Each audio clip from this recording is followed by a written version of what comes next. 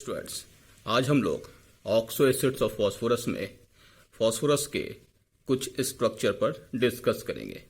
इससे पिछले लेक्चर में हम लोग ने फॉस्फोरस के structures H3PO2, H3PO3, H3PO4, H4P2O5, H4P2O6 और H4P2O7 के स्ट्रक्चर पर डिस्कस किया था।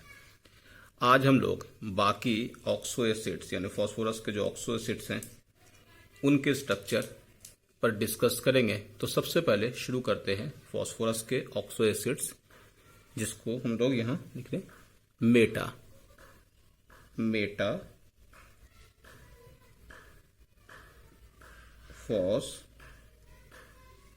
Phosphoric acid. यानी सबसे पहले हम लोग मेटा फॉस्फोरिक एसिड के स्ट्रक्चर पर डिस्कस करेंगे। ठीक है, तो इसके लिए हम लोग यहां एक एसिड लिखते हैं। सबसे पहले ये लिखा H3PO4। H3PO4 को हीट किया। हीट करने के बाद एक H2O हटा दिया। एक H2 हटाने के बाद अब हेडोन कितना हो गया? एक हेडोन, एक P और 3 ऑक्सीजन। जैसा कि इस तरीके के एसिड्स पर हम लोग ने पहले भी डिस्कस किया है, जब फॉस्फोरिक एसिड में 2 से मल्टीप्लाई करने के बाद एक वाटर निकालते थे तो उस एसिड के नाम में पायरो लगाते थे। उसी तरीके से जब फॉस्फोरस के ऑक्सी एसिड्स में यानी H3PO4 में से एक पानी हटाने के बाद जो एसिड बनेगा उसी को हम लोग कहते हैं। तो इसका नाम हो गया मेटा फॉस्फोरिक। इस एसिड का नाम है मेटाफॉस्फोरिक एसिड। जैसा कि हम लोग ने स्ट्रक्चर से पहले दिखाया था आपको कि स्ट्रक्चर कैसे बनाओगे ऑक्सो एसिड को, तो पहले O बना लो और फिर यहां बना लो OH। अब क्या हो गया? एक फॉस्फोरस है, ऑक्सीजन कितना हो गया? एक तो PO बॉन्ड बना लिया, एक OH बॉन्ड हेडोन। अब क्या बचा? एक ऑक्सीजन। अब देखो यहां पर ये वैलेंसी सेटिस्फाई नहीं हो रहा, तो ये इस तरीके से इस फॉर्म में रहता। यानी कि मेटाफॉस्फोरिक एसिड एग्जिस्ट करता है वो पॉलीमेरिक फॉर्म में। तो पॉलीमेरिक फॉर्म का मतलब ये हुआ कि ये जो होगा ये इस तरीके से होल इन कर दो। जब इसको होल इन करोगे तो यहां इन लगा दो और यहां भी इन लगा दो।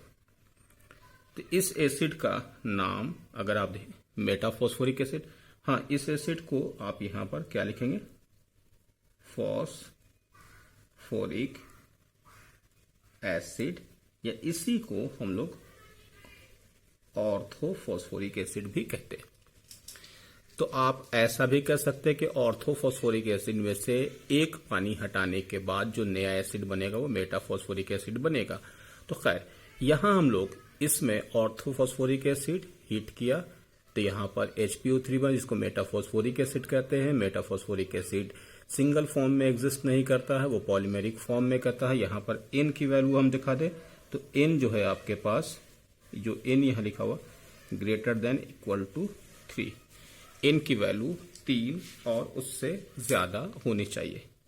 वैसे इनके स्ट्रक्चर पर अगर हम डिस्कस करें तो इनके स्ट्रक्चर आपको 2 फॉर्म में मिलेंगे। यानी मेटाफॉस्फोरिक एसिड या तो वो साइक्लिक फॉर्म में मिलेगा और या तो वो मिलेगा लीनियर फॉर्म में।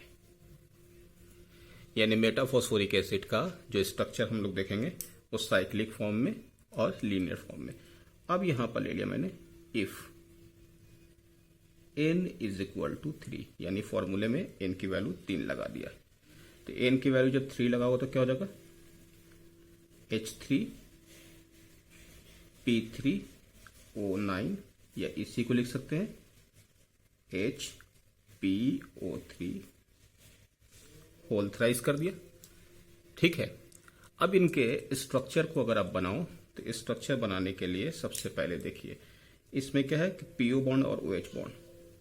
तो ये बना लो, ये देखो ये PO बॉन्ड लिख लिया और ये हो गया OH बॉन्ड और एक वाला बॉन्ड हो गया।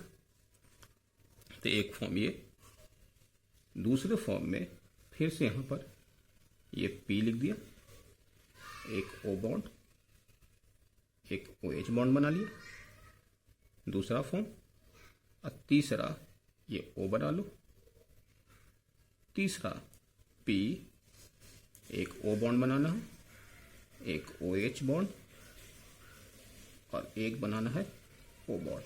बस जैसा कि आपको मालूम है H3P3O9 का स्ट्रक्चर बनाना है, तो मैंने HPO3 ले लिया।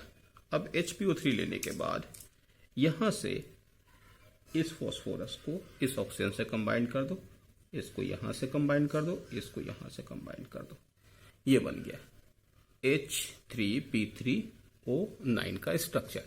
क्योंकि ये स्ट्रक्चर अगर हम लोग यहां पर देखें तो इस स्ट्रक्चर में ये साइक्लिक फॉर्म में है, तो इस स्ट्रक्चर का नाम लिखो साइक्लो मेटा फॉस्फोरिक एसिड। तो साइक्लो ट्राई लिखेंगे, 3 है ना, cyclo try Meta phosphoric acid, cyclo try Meta phosphoric acid. ये हो गया आपके पास स्ट्रक्चर। क्या कॉमन है? PO और OH बॉन्ड होगा और POP बॉन्ड आपके पास मिलेगा। उसी तरीके से अगर N की वैल्यू आपने 4 ले ली, if N is equal to 4, तो फॉर्म क्या आ जाएगा? H4P4O12, H4P4O12, या इसी को लिख सकते हो HPO3 होल 4 हो गया। स्ट्रक्चर में कॉमन क्या है? POP बॉन्ड होगा, POH बॉन्ड, तो हम इसको डायरेक्ट बनाते हैं। POP बॉन्ड ले लिया, POP bond, POP bond, POP bond. अब क्या करना है इस स्ट्रक्चर में? बाकी एक O बॉन्ड, एक OH बॉन्ड, एक O बॉन्ड, एक OH बॉन्ड, एक O बॉन्ड, एक OH बॉन्ड, एक O बॉन्ड, एक OH बॉन्ड। कंप्लीट हो गया। अब इसका नाम क्या लिखोगे? तो इसके नाम में हम लोग यहाँ पर लिखेंगे साइक्लो, यहाँ ट्राई था, यहाँ 4 है, तो cyclo tetra Meta phosphoric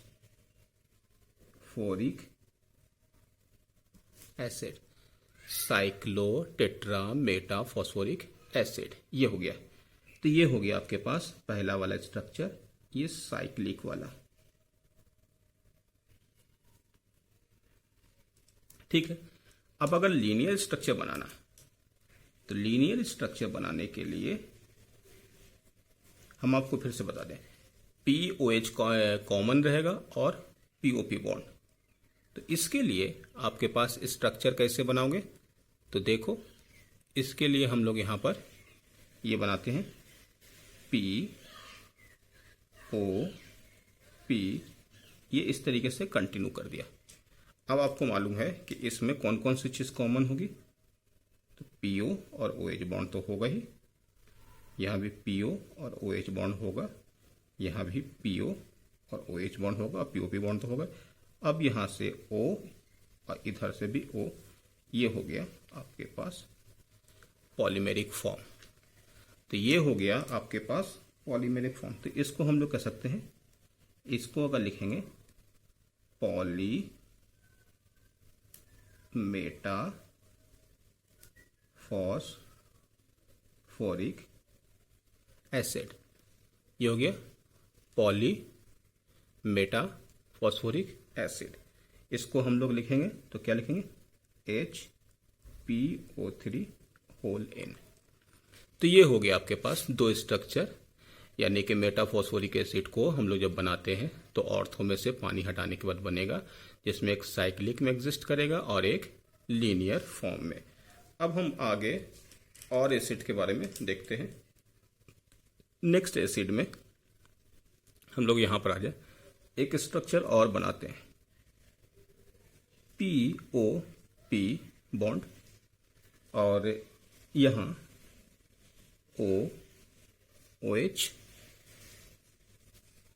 next में PO-OH बॉन्ड, H और H, दूसरा POP O O OH bond OH bond OH bond OH bond.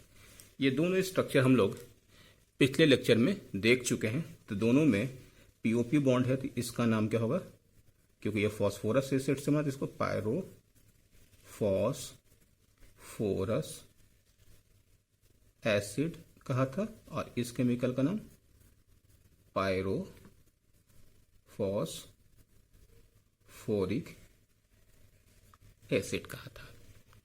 ये दोनों स्ट्रक्चर हम लोग ने पिछले इसमें देख चुके हैं। अब यहां मेन जो हम आपको एसिड बताना चाह रहे थे वो ये है डाई ट्राई टेट्रा, यहां पॉलीफॉस्फोरिक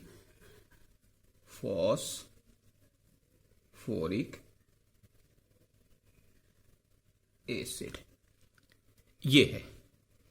इनके लिए फॉर्मूला हम आपको लिखते हैं HN+2PNO3N+1। ये हो गया आपके पास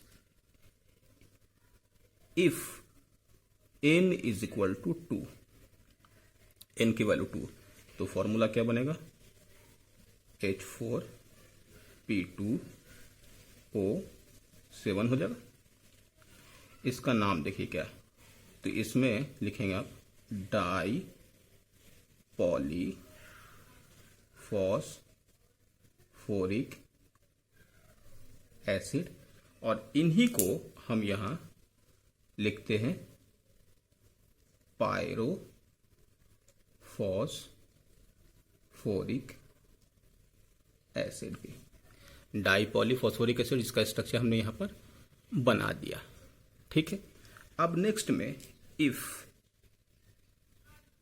N इज इक्वल टू 3 तो क्या हो जाएगा, 3 लिखो तो H5P3O10, तो इसमें डाई लगाया तो इसमें 3 है तो ट्राई पॉलीफॉस्फोरिक एसिड।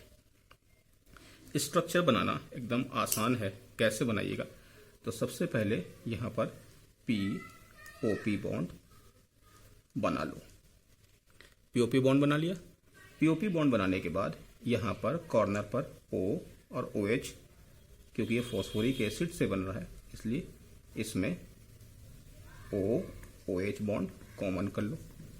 अब जैसे मैंने कहा कि फॉस्फोरस के ऑक्सी एसिड में कौन सा दो चीज कॉमन होता है, भले 2 बॉन्ड बना तो एक तो ये होना ही चाहिए और साथ में OH बॉन्ड। तो ये हो गया आपके पास N की वैल्यू 3 लेने पर। अब N की वैल्यू 4 ले लिया। N की वैल्यू 4 लेने पर क्या होगा बताओ, H 6 हो जाएगा, P कितना हो जाएगा 4 हो जाएगा, और O कितना हो जाएगा 4 × 3 + 1 13। अब इसका नाम क्या होगा, ये डाई है ट्राई है तो इसको बोलोगे टेट्रा पॉलीफॉस्फोरिक एसिड। ये हो गया टेट्रा पॉलीफॉस्फोरिक एसिड।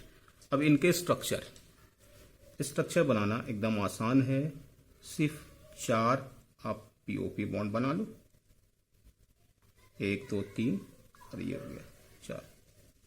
ये हो गया आपके पास ये फॉर्म। अब इसके में क्या करना है, बाकी जैसे कॉर्नर वाले में एक OH लगा दिया, यहां पर भी वही काम करो, OH बना दिया। अब बाकी जो P है इसमें तो मालूम है कि 2 बॉन्ड बना हुआ है तो एक O एक OH हो जाएगा, यहां भी एक O और यहां एक OH हो जाएगा। तो ये स्ट्रक्चर आपके पास हो गया टेट्रा पॉलीफॉस्फोरिक एसिड। यानी कि जैसे आपको ऐसा कुछ केमिकल मिले तो आप इस केमिकल को डायरेक्ट मत बनाओ, यहां पर इस एसिड को देखो और इस एसिड को आप इस फॉर्मूले से सेटिस्फाई कर लो, और उसके बाद आपको जो भी बनाना है di polyphosphoric acid, tri polyphosphoric acid, tetra polyphosphate है तो आपको डायरेक्ट स्ट्रक्चर मिल जाएंगे। तो ये थे फॉस्फोरस यानी कि ऑक्सो एसिड्स ऑफ फॉस्फोरस के स्ट्रक्चर। इनको आप एकदम से जो भी मैंने टेक्निक बताई है उसी को प्रैक्टिस के लिए, इससे questions JEE main, advance, NEET तीनों में आते हैं। इनके स्ट्रक्चर पर बेस्ट क्वेश्चन मैंने एक जगह पर इन सारे एसिड को एक जगह पर लिखा है, वो देखिएगा। ये देखिए, ये पायरोफॉस्फोरस है, H3PO2 जो मैंने स्ट्रक्चर, ये फॉस्फोरस एसिड है, ये फॉस्फोरिक एसिड है जो देखिए OH बॉन्ड बना हुआ है, यहाँ मैंने लिख भी दिया है। इसके बाद 2 H3PO3 में से 2 से मल्टीप्लाई करने के बाद एक पानी H4P2O5 है, इसका स्ट्रक्चर है, जो पायरोफॉस्फोरस एसिड होता है। फिर उसके बाद आपको H3PO4 में 2 से मल्टीप्लाई करने के बाद H4P2O7 जो स्ट्रक्चर अभी आपको दिखाया था, वो H4P2O7 जिसका नाम पायरोफॉस्फोरिक एसिड है, उसमें से एक ऑक्सीजन हटाने के बाद H4P2O6 है, जिनको यहाँ पर हमने लिखा है, इसमें से POP बॉन्ड हटा लेंगे। फिर उसके बाद अभी जो स्ट्रक्चर दिखा रहे थे कि ये cyclo try metaphosphoric acid H3P3O9 है, ये दिखा दिया। इस पर ट्राई पॉलीफॉस्फोरिक एसिड जो मैंने H5P3O10 है, और फिर टेट्रा पॉलीफॉस्फोरिक एसिड H6P4O13 जो यहाँ पर बॉन्ड दिया हुआ, देखिए यहाँ पर लिखा हुआ भी है कि PO बॉन्ड कितने हैं, POH बॉन्ड कितने हैं, PP बॉन्ड कितने हैं या POP बॉन्ड कितने हैं। तो वो आपको पूरे स्ट्रक्चर को मैंने समराइज करके इसमें दे दिया। ठीक है, ओके, थैंक यू।